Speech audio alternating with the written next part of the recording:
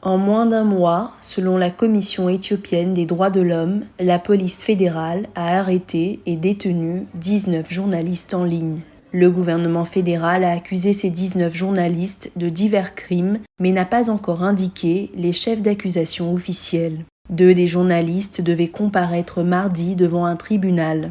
Un avocat spécialisé dans les droits de l'homme, œuvrant pour libérer les journalistes emprisonnés, s'est entretenu avec la VOA à condition de pouvoir préserver son anonymat pour des raisons de sécurité. L'avocat affirme que la police procède à des arrestations arbitraires de journalistes considérés comme critiques du Premier ministre Abiy Ahmed. Il dit que le gouvernement d'Abiy fait passer un message. Don't speak up.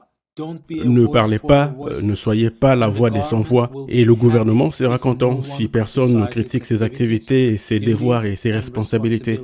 La loi éthiopienne sur les médias stipule clairement qu'aucun journaliste ne doit être détenu en raison de son travail.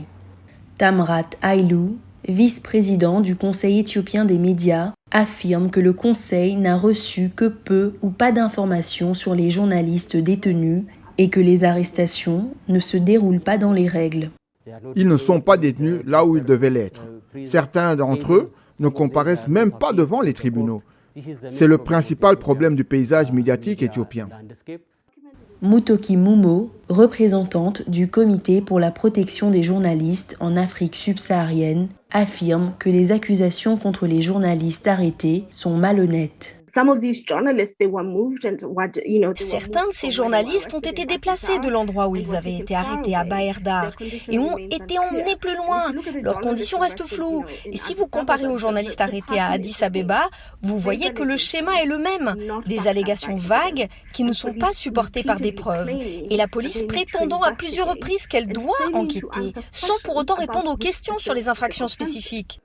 De nombreux journalistes éthiopiens ont refusé nos demandes de prendre la parole publiquement par crainte de ce qui pourrait arriver.